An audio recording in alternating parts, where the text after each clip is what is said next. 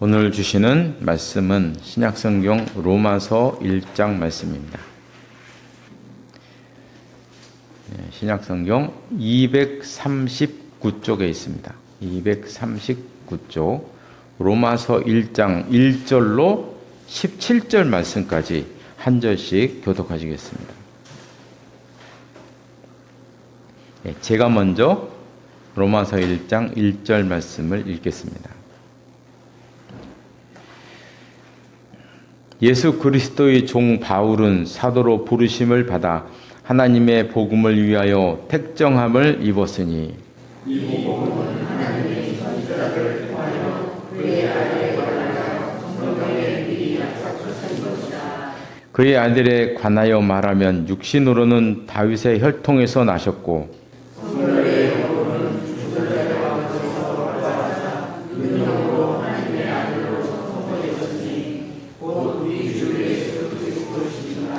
그로 말미암아 우리가 은혜와 사도의 직분을 받아 그의 이름을 위하여 모든 이방인 중에서 믿어 순종하게 하나니 너희도 그들 중에서 예수 그리스도의 것으로 부르심을 받은 자라. 로마에서 하나님의 사랑하심을 받고 성도로 부르심을 받은 모든 자에게 하나님 우리 아버지와 주 예수 그리스도로부터 은혜와 평강이 있기를 원하노라. 먼저 내가 예수 그리스도로 말미암아 너희 모든 사랑에 관하여 내 하나님께 감사함은 너희 믿음이 온 세상에 전파되리라. 내가 그의 아들의 복음 안에서 내 심령으로 섬기는 하나님이 나의 증인이 되시거니와 항상 내 기도에 쉬지 않고 너희를 말하며 어떻게 하든지 내 하나님의 뜻 안에서 너희에게로 나아가 좋은 일을 얻기를 기도하노라. 내가 너희 보기를 간절히 원하는 것은 어떤 신령한 은사를 너희에게 나누어 주어 너희를 견고하게 하려 함이니 이는 내가 너희 가운데서 너희와 나의 믿음으로 말미암아 피차 아니함을 얻으려 함이라. 형제들아 내가 여러 번 너희에게 갖고자 한 것을 너희가 모르기를 원하지 아니하노니 이는 너희 중에서도 다른 이방인 중에서와 같이 열매를 맺게 하려 함이로되 지금까지 길이 막혔도다. 헬라인이나 야만이나 지혜 있는 자나 어리석은 자에게 다 내가 비친 자라. 그러므로 나는 할 수 있는 대로 로마에 있는 너희에게도 복음 전하기를 원하노라. 내가 복음을 부끄러워하지 아니하노니 이 복음은 모든 믿는 자에게 구원을 주시는 하나님의 능력이 되니라. 먼저는 유대인에게요 그리고 헬라인. 함께 보겠습니다.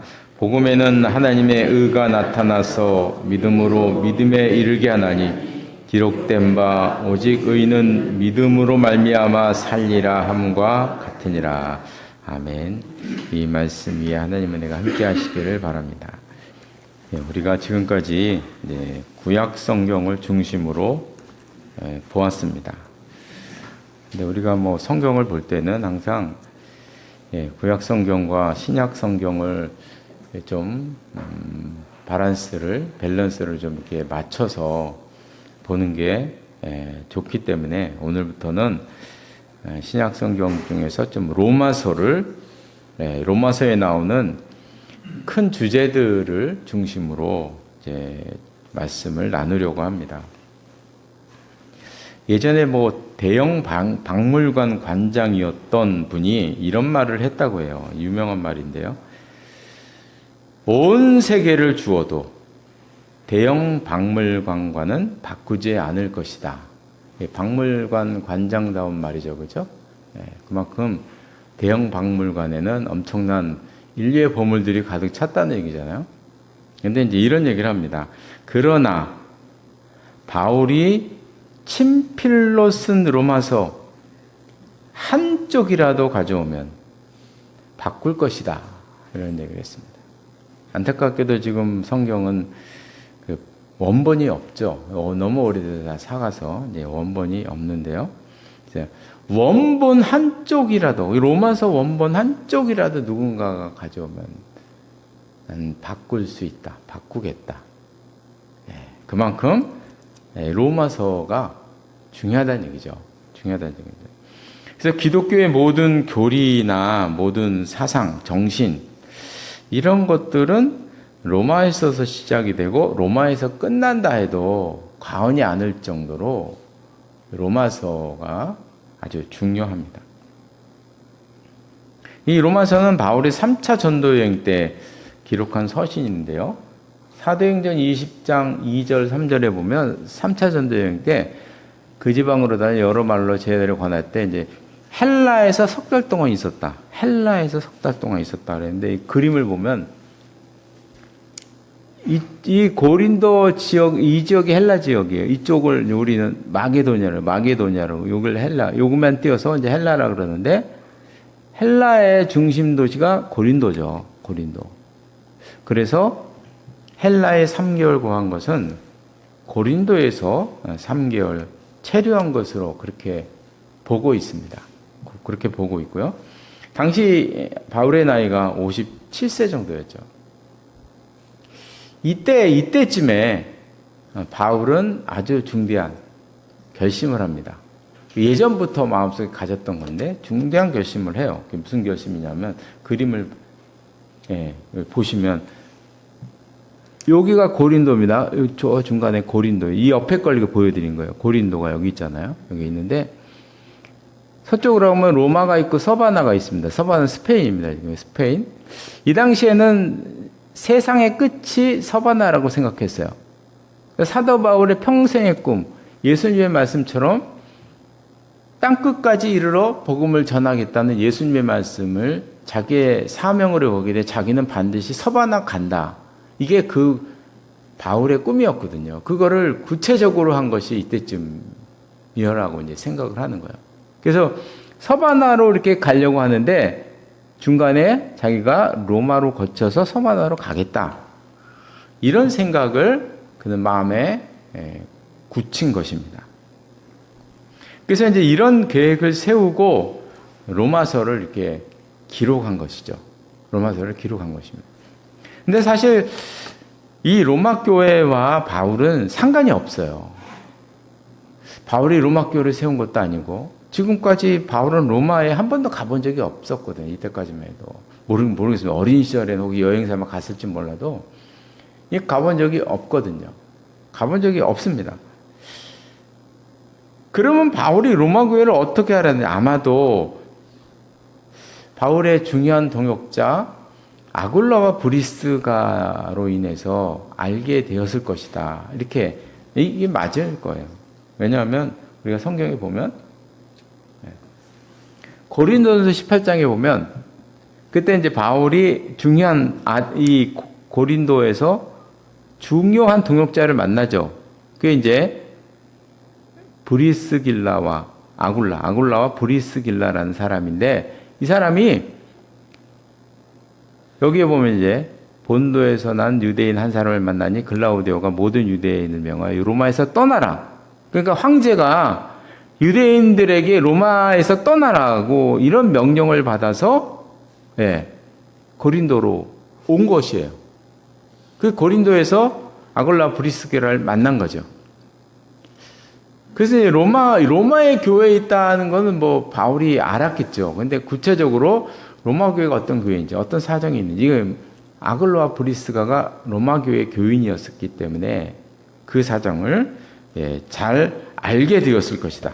그래서 아글로와 브리스가 로마서 끝에 보면 또 브리스길라와 아굴라 인사를 로마 교회에 전하는 장면도 나와요. 잘 아는 사람들이니까 나옵니다. 그래서 이제 오늘 본문에 보면 바울이 이전에도 여러 번 로마에 가려고 했었어요. 13절에 특별히 나오는데 13절에 보면 형제들아 내가 여러 번 너희에게 가고자 한 것을 너희가 모르기를 원치 않아야 한다.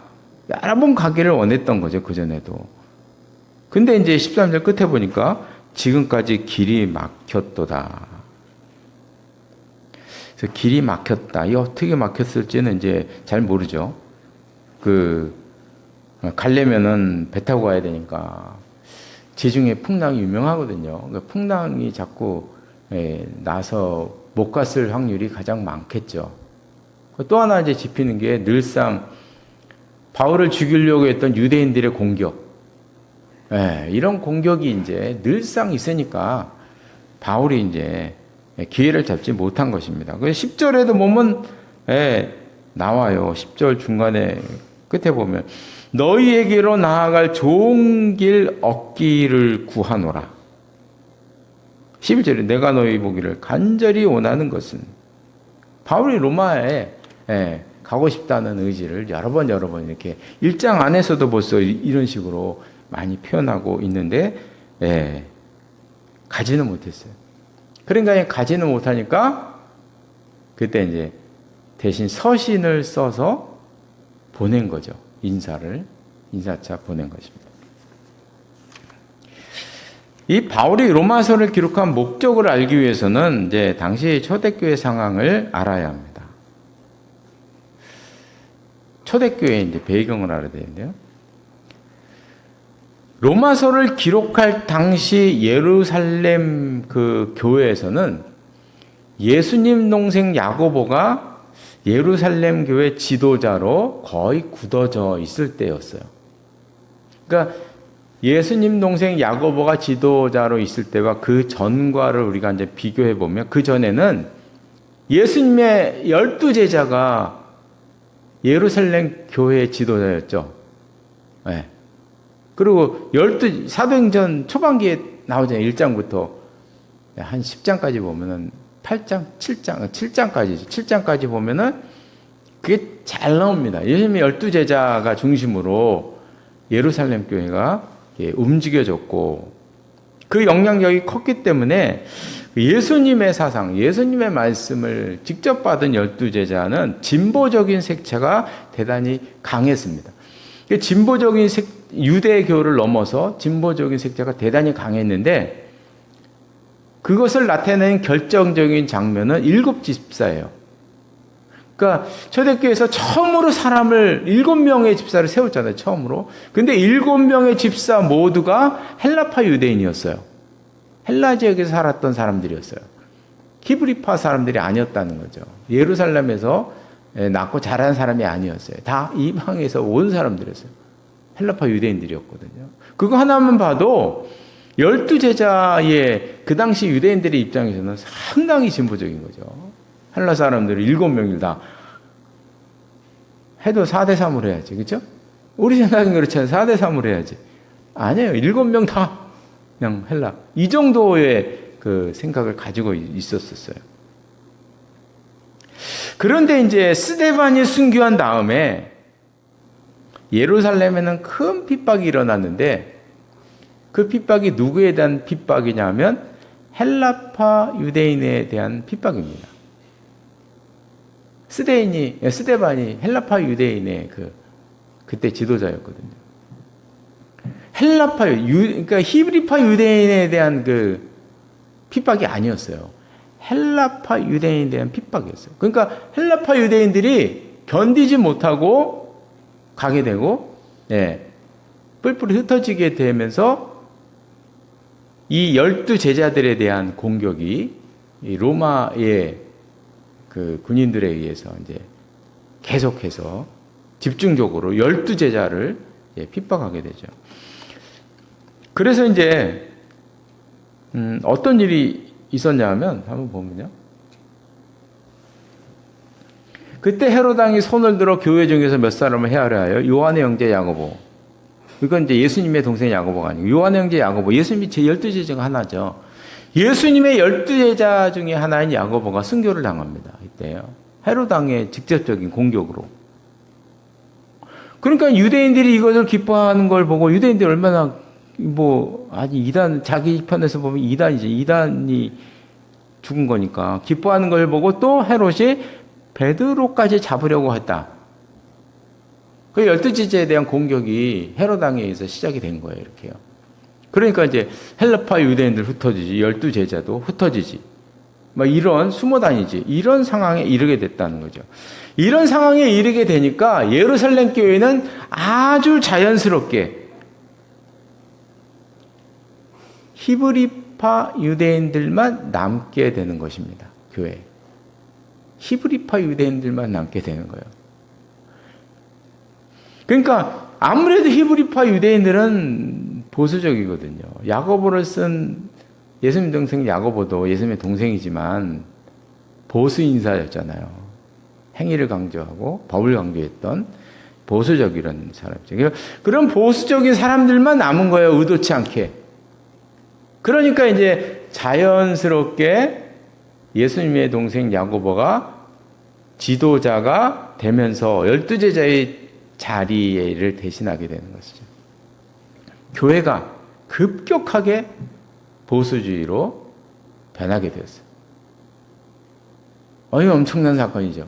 오늘 우리가 지금 볼 때는 이제 초대교회에서 바울의 영향력이 큰 것 같지만 사실 바울은 변방에 있던 비주류였잖아요. 변방만 돌아다닌 비주류였단 말이죠. 그러니까 이런 형편에서 바울에게 이런 염려가 생긴 것입니다. 어떤 염려가 생겼냐면 히브리파 유대인들이 야고보를 중심으로 한 보수 진영들이 자기를 오해하는 거 아닌가. 이 바울은 12제자와는 긴밀한 연락을 주고받았어요. 베드로와도 인사하고 긴밀하게 이렇게 연락도 하고 교제를 가졌단 말이죠. 그런데 히브리파 유대인들하고는 그게 잘 안 되고 있는 거죠. 그게 잘 안 되고 있는 거예요. 그래서 혹시 예루살렘이 자기를 오해하는 거 아닌가? 조금 더 나아가서 너무 급격하게 보수화되니까 예루살렘이 안디옥과 결별하는 게 아닌가? 큰 염려가 생기는 거죠. 안디옥 교회와 결별하는 거 아닌가? 그래서 바울은 이 당시에 바울의 가장 중요한 거는 이제 예루살렘 교회와의 관계를 유지하는 것이었어요. 그걸 확인하고 싶은 거예요. 확인하는 거, 유지하는 거. 이게 바울에게는 가장 큰 관건이었는 거예요, 지금요. 그래서 이를 위해서 가장 먼저 한 일이 무엇이냐면 바울이 헬라 지역의 교회들에게서 돈을 모아서 예루살렘 교회를 돕는 것이었어요. 그러니까 당시 그 예루살렘은 극심한 기근이 들어서 너무 힘들었다 그래요. 예루살렘 교회. 예루살렘 교회가 바울의 로마의 압제를 받으면서도 기근이 와서 경제적으로 너무 힘들었던 거예요, 이 당시. 그러니까 이제 사도 바울은 서둘러서 유럽에 있는 그 교회들에게서 돈을 거두어서 그걸 가지고 예루살렘 교회를 돕는 일을 한 거예요. 이런 성경 말씀이 많아요. 그래서 한번 보면 고린도후서 8장 20절에 보면 이것을 조심하면 우리가 맡은 이 거액의 연보에 대하여 아무도 우리를 비방하지 못하게 하려 합니다. 연보에 대한 이야기가 많아요. 특히 고린도후서 8장 1절부터 보면 연보에 대한 이 거액 초대교회 입장에서는 거액이 얼마인지는 모르겠지만 거액의 연보를 아무래도 마게도냐 지역의 사람들의 특히 데살로니가 베레아 이런 쪽에서는 부유한 사람이 많았거든요. 그러니까 이제 고린도 교회도 마찬가지. 근데 이런 교회들의 헌금을 이제 연보를 모아서 보내는 거죠. 보내는 거예요. 근데 바울이 이제 이 헌금에 대해서, 이 연보에 대해서 대단히 중요하게 생각하는 이유는 이것이었어요. 어떤 것이었냐면, 만약에 예루살렘 교회가 완전히 보수로 넘어갔다면, 헬라 지역에서 거둔 이 연보가 더럽다고 생각할 거예요. 안 받겠죠. 그러면 안 받을 거예요. 그렇죠? 네. 그래서 예루살렘 교회가 이 연보를 받으면 관계를 이어나가는 것이고 관계 이상이 없는 것이고 야고보가 아무리 보수자라도 예수님의 동생이기 때문에 예수님의 동생이잖아요. 그 야고보가 된 게 얼마나 천만다행인 건데 천만다행.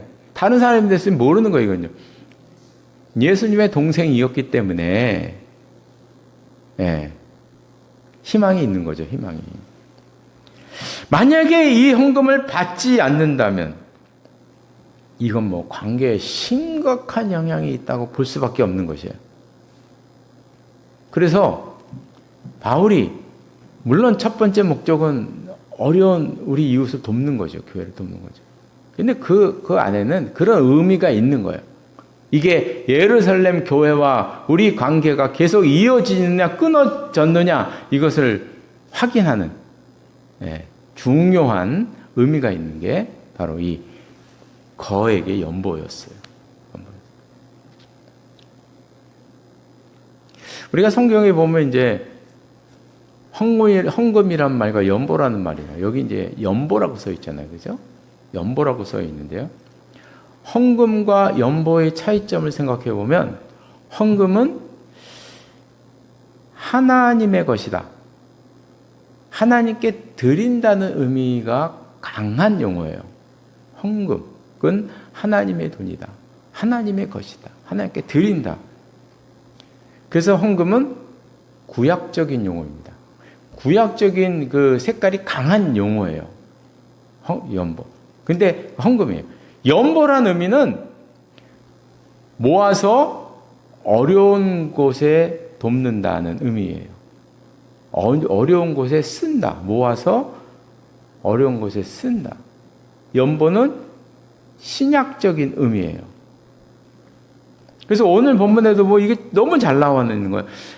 초대교회에 이 헬라 지역 교회들이 돈을 모아서 예루살렘 교회를 돕는다. 이 연보죠.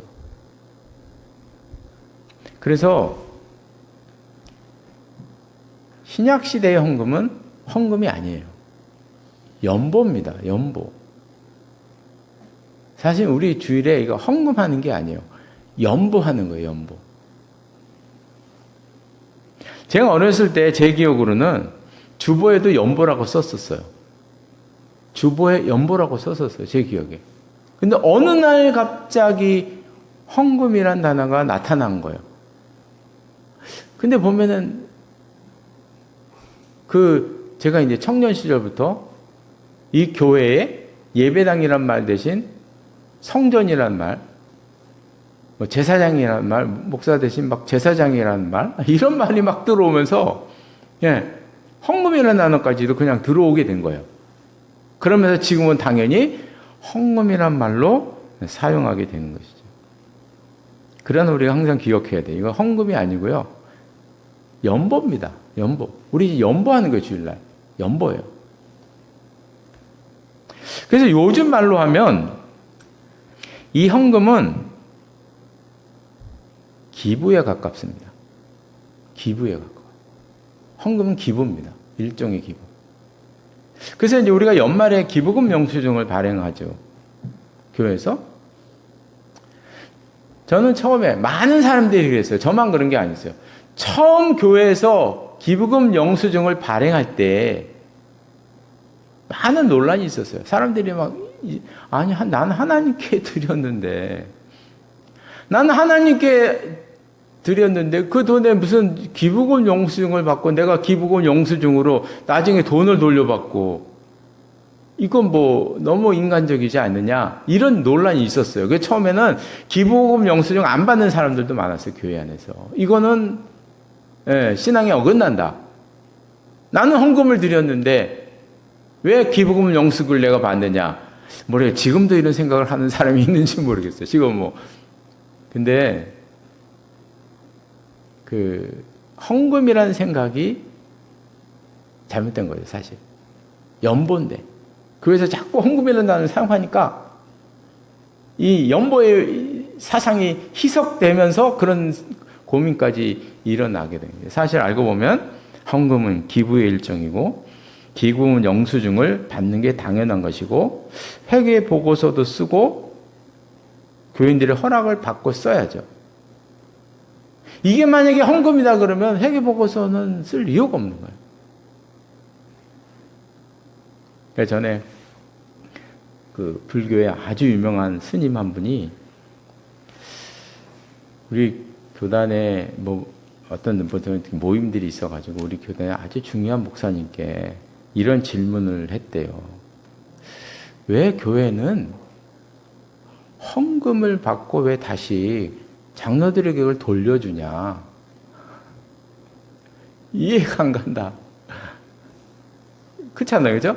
헌금이란 의미로 생각하면 그건 이해가 안 되는 거죠. 하나님께 드렸는데, 하나님께 드리는 거를, 헌물을 만질 사람은 누가 만져야 돼요? 목사가 만져야지. 왜 장로가 만지나? 왜 평신도가 만지나? 이러는 거예요. 예. 그건 연보를 몰라서 그런 거죠. 연보이기 때문에 그래요. 연보이기 때문에. 그러니까 저도 지금 오래전부터 생각했어요. 이 주보에 연보라고 쓸까? 헌금이라는 단어가 좀씩 걸려요, 자꾸. 그래서 예, 연보라고 쓸까? 연보? 이런 말을, 이런 생각을 제가 하다가, 근데 연보라고 쓰면 이걸 또 새로 혹시 못 들은 분이나 온 분들에게 설명을 또 해야 돼, 자꾸. 예, 자꾸 설명해야 돼. 말이 어려워, 연보는. 그래서 제가 이제 연보란 말을 안 쓰고 헌금이란 말을 쓰는 것입니다. 그러니까 우리 성도님들은 헌금이란 말을 쓰지만 우리는 연보하는 것입니다. 모아서 공동체를 위해 쓰고 어려운 사람을 위해 쓰고 이러는 거예요. 우리가 쓰는 거잖아요. 그렇죠? 하나님께 드린다? 이거는 너무 추상적인 거예요. 연보가 맞습니다.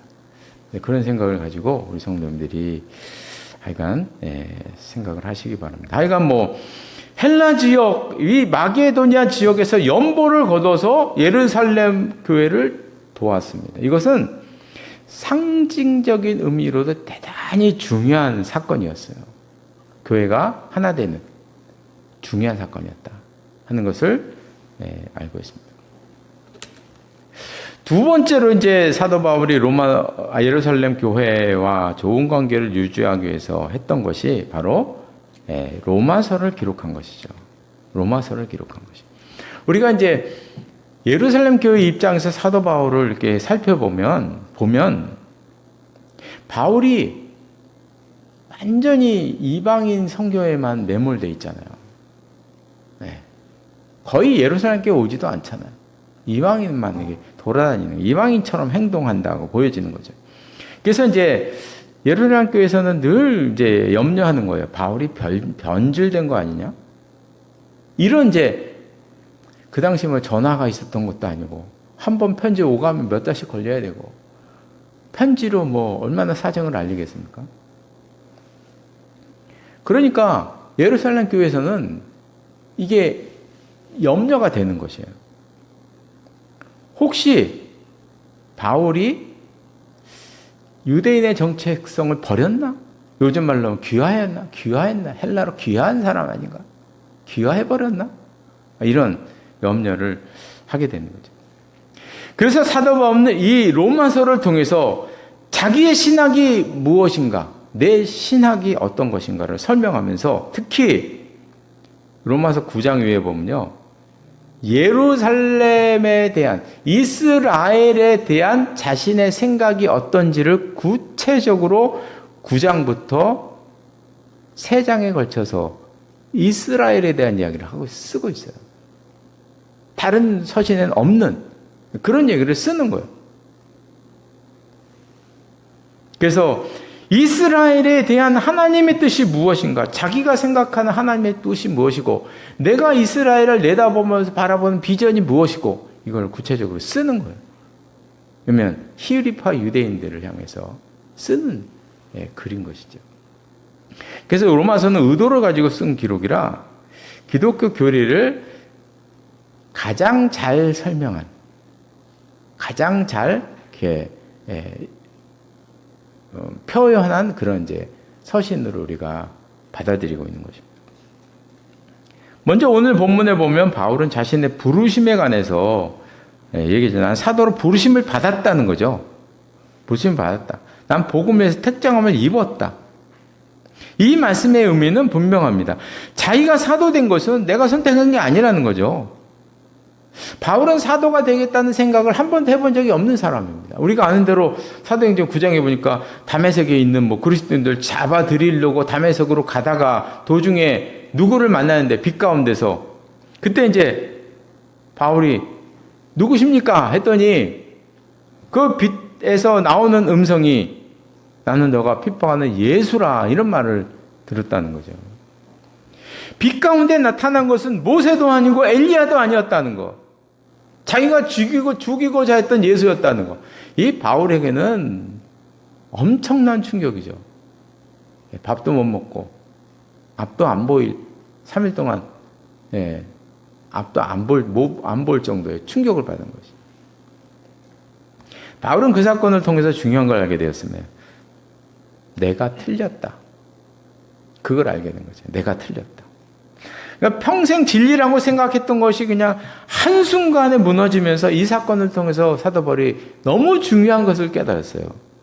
구원은 전적인 하나님의 은혜다. 전적인 하나님의 은혜다. 왜냐하면 자기가 그랬거든요. 전적인 은혜다 하는 걸 깨닫고, 그리고 내가 사도된 것도 내가 한 것이 아니다.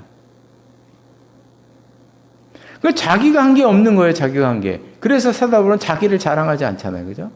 자랑할 게 없는 거예요. 내가 한 게 없는데 내가 뭔 자랑을 해요? 오늘 본문에서 이제 중요한 단어, 바울이 자주 쓰는 단어가 14절이죠. 14절 끝에 다 내가 빚진 자다. 우리는 이 빚졌다는 말을 이렇게 생각하잖아요. 누가 나한테 돈을 빌려줬으면 내가 그 사람에게 빚졌잖아요. 그죠? 그 사람이 나한테 돈을 빌려주면 내가 그 사람에게 빚진 거예요. 어떤 사람이 나에게 도움을 주면 나는 그 사람에게 도움을 빚진 거죠. 선교사님들께서 우리나라에 복음을 전하셨잖아요. 그러니까 우리들은 선교사님에게 빚을 졌어요. 그죠? 그분이 오셔서 복음을 전했기 때문에 우리는 그들에게 빚을 진 거예요. 빚을 졌기 때문에 우리는 세계 선교에 힘쓰는 거예요. 우리나라가. 근데 바울은 이방인들에게 빚졌다고 말했는데, 바울은 이방인들이 바울에게 재물을 빌려준 적이 없어요. 빚진 적이 없습니다. 선교사님이 우리한테 와서 복음을 전했기 때문에 우리가 빚졌다고 하는데, 이방인이 바울에게 복음을 전했나요? 복음을 전한 적이 없어요. 바울은 빚진 적이 없어요. 이방인들. 우리가 생각하는 빚진 자의 개념으로 보면 바울은 이방인에게 빚진 적이 없다는 거예요. 돈을 빚진 적도 없고, 도움을 빚진 적도 없고, 어떤 선거나 영적으로 빚진 적도 없다. 없죠. 근데 빚졌다고 얘기잖아요. 그러니까 우리가 생각했다는 빚진 것과는 완전히 다른 개념입니다.